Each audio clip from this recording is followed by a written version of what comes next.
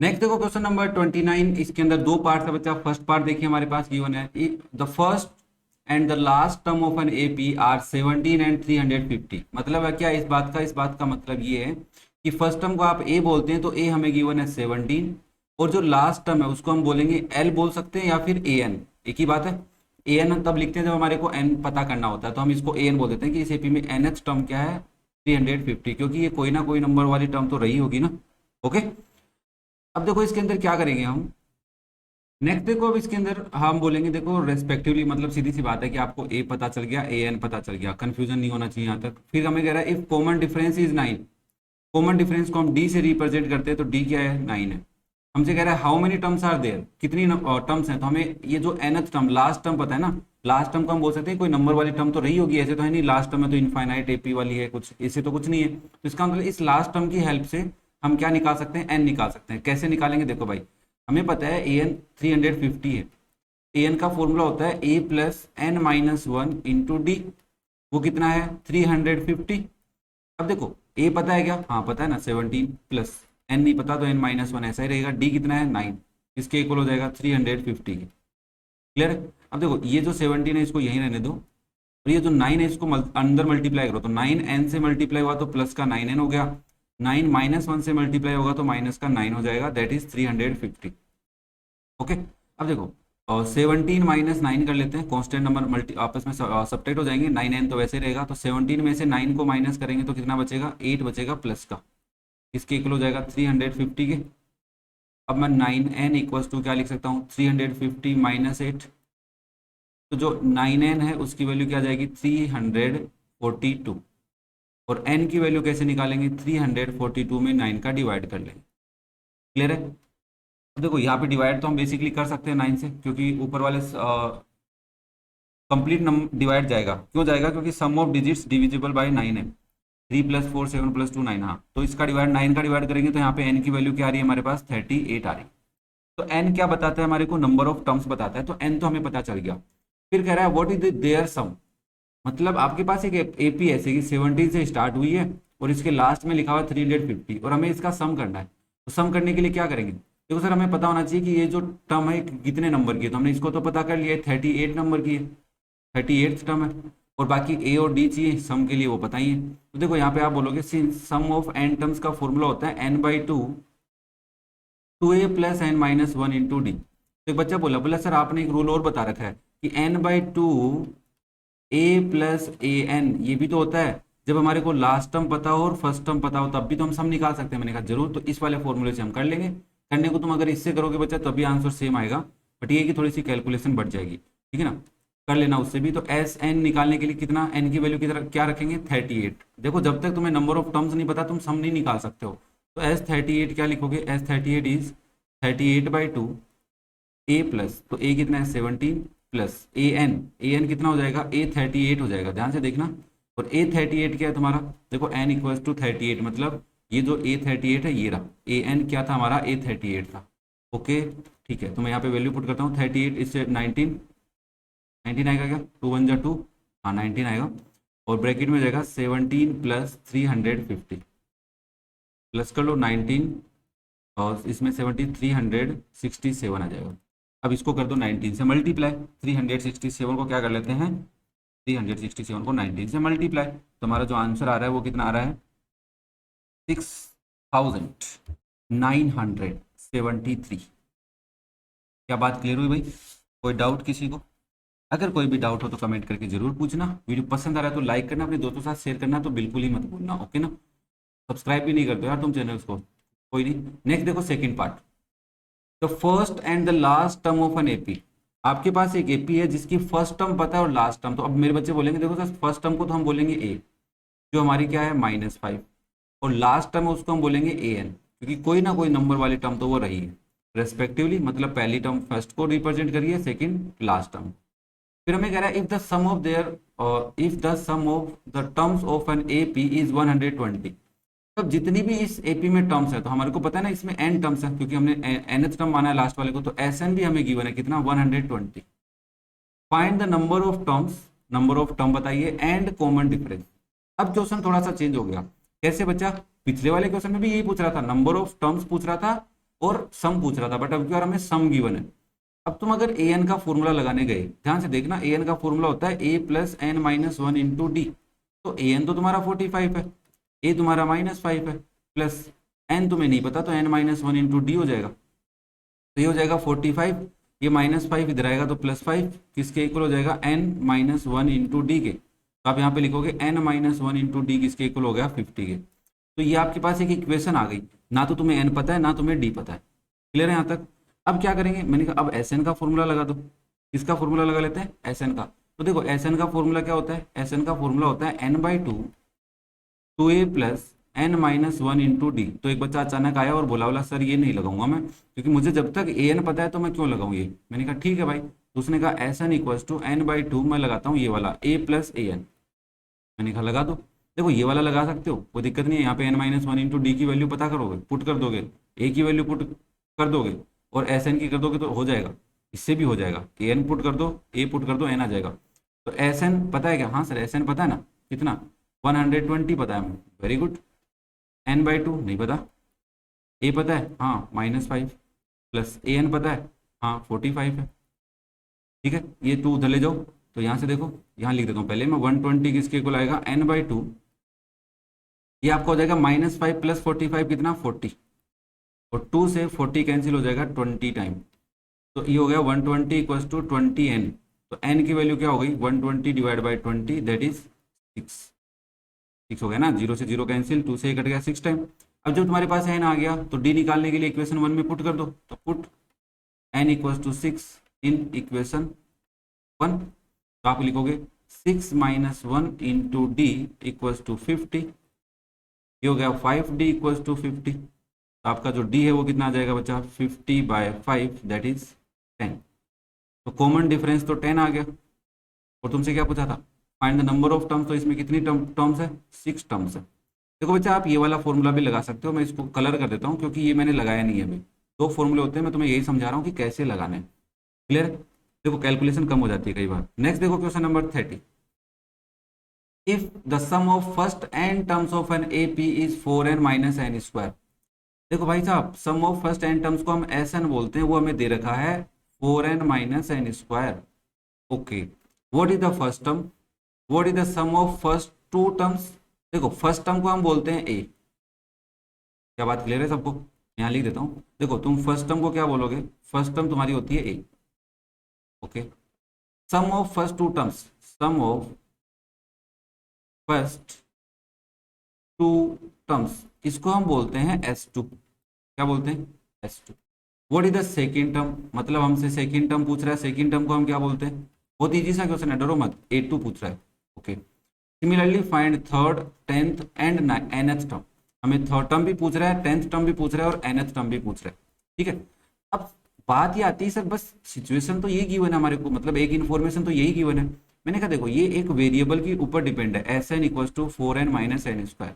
अगर मैंने n की जगह 1 पुट किया तो मेरे पास आया S1 that is 4 into 1 minus 1 square. तो इसको मैं लिखूंगा 4 माइनस 1 दैट इज 3।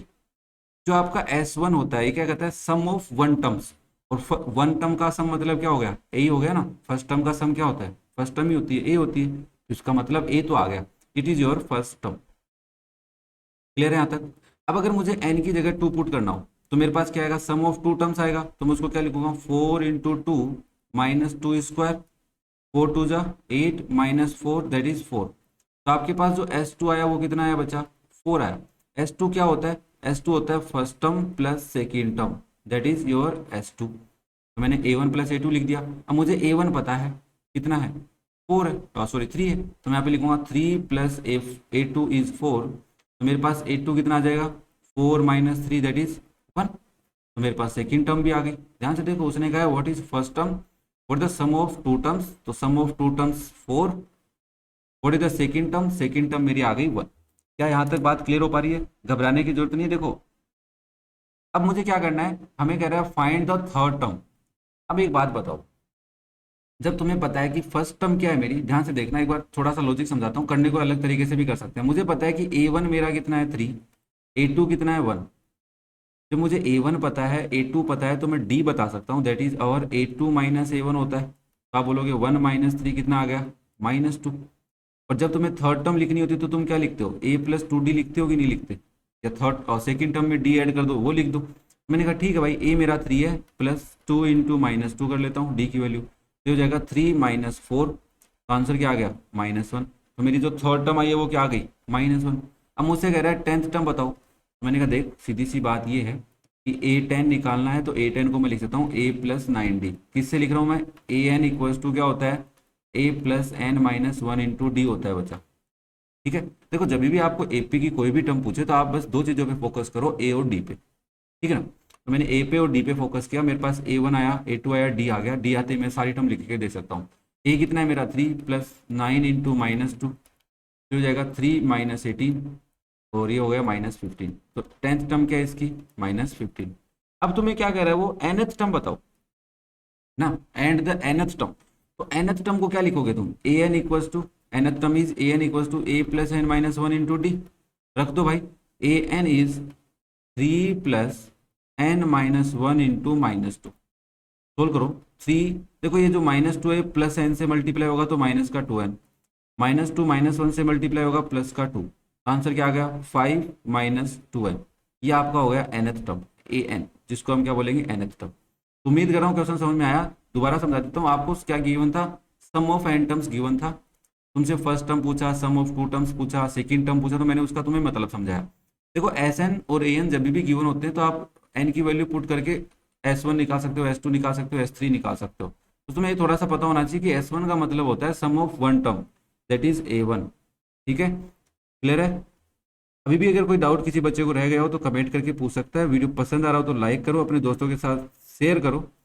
अब एक बात और छोटी सी मैं तुम्हें यहाँ पे समझा देता हूँ। अगर तुमसे कभी an पूछ रहा है तो आप उसको लिख सकते हो Sn - Sn - 1। ये कॉन्सेप्ट कैसे काम कर रहा है ये समझना पड़ेगा, क्योंकि एक कॉन्सेप्ट है छोटा सा। इस कॉन्सेप्ट का मतलब ये है कि अगर आपको 10th टर्म पूछ रहा है तो आप S10 निकालो, मतलब 10 टर्म्स का सम निकालो। और ये क्या है, सम ऑफ 9 टर्म्स, 10 - 1 कितना हो जाएगा, 9। भाई 10 टर्म्स का सम, उसमें से 9 टर्म्स का सम माइनस करोगे तो कौन सी टर्म बचेगी, 10th टर्म ही बचेगी। इस वाले कॉन्सेप्ट से भी हम इस क्वेश्चन को कर सकते थे। ठीक है ना, तो घबराने की कोई जरूरत नहीं है। जिसने जिसने कहीं पे वीडियो देखा और वो कह रहा है ये वाला से समझाया तो गलत है क्या, नहीं, सही है बच्चा। बट मैं तुम्हें नॉर्मल एक कॉन्सेप्ट बता रहा हूँ जो हर क्वेश्चन में हम अप्लाई कर सकते हैं, कि हमें ए और डी मिले तो उसके बाद हम एपी बना देंगे, एपी बना सकते हैं, कोई भी टर्म पूछो वो बता सकते हैं उसको। ठीक है, नेक्स्ट देखो क्वेश्चन नंबर 31 का first part. If the sum of first n terms of an AP is n²। Sum of first n terms, तो हम उसको Sn बोलते हैं, that is your n²। Find its 10th term. अब मैंने तुम्हें लास्ट क्वेश्चन में एक बात बताई थी कि जब भी तुमसे कोई टर्म पूछे, an पूछे, तो उसको हम कैसे कैलकुलेट कर सकते हैं, सम ऑफ n टर्म्स में से माइनस कर दो सम ऑफ n - 1 टर्म्स। फिर जैसे मान लो a1 है, a2 है, a3 है, ऐसे कुछ टर्म्स है, 4 टर्म्स है। आपने S4 निकाला तो सम ऑफ 4 टर्म्स आया, उसमें से S3 माइनस कर दो सम ऑफ 3 टर्म्स।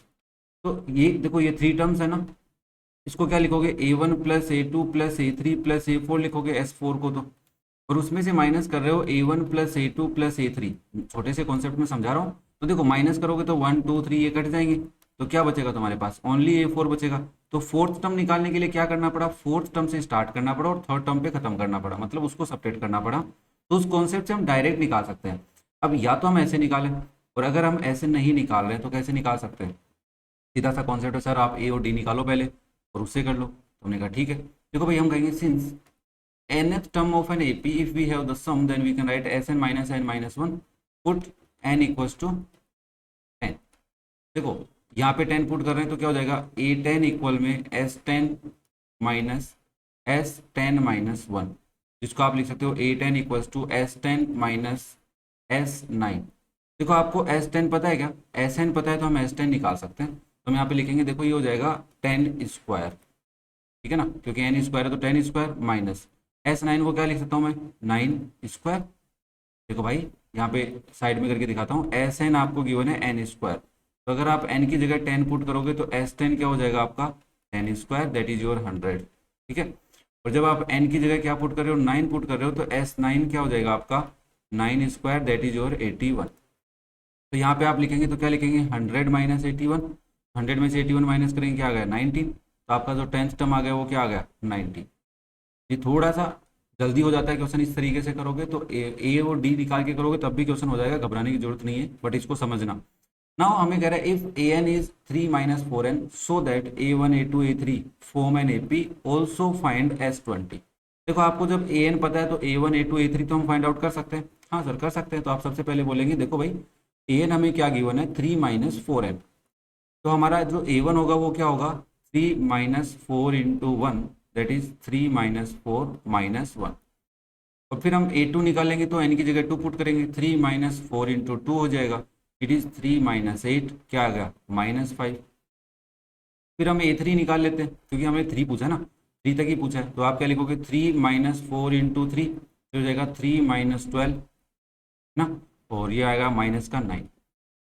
अब जब तुम्हारे पास A1 A2 A3 आ गए, ऐसे करते करते नेक्स्ट टर्म भी आ जाएंगे, तो हमें क्या करना है इसको AP में शो करना है। तो AP में शो करने के लिए क्या करें, देखो इन दोनों टर्म्स का डिफरेंस निकालो और फिर इन दोनों का डिफरेंस। भाई आपकी जो AP बनेगी वो कैसी बनेगी, ऐसी तो बनेगी -1 -5 -9। तो हम क्या करते हैं इन दोनों का डिफरेंस और इन दोनों का डिफरेंस अगर इक्वल आ रहा है तो मतलब ये AP है, तो हम क्या करते हैं A2 minus A1 find out करते हैं। तो आप लिखोगे -5 में से माइनस करना है -1 को, ये हो जाएगा -5 + 1 दैट इज -4।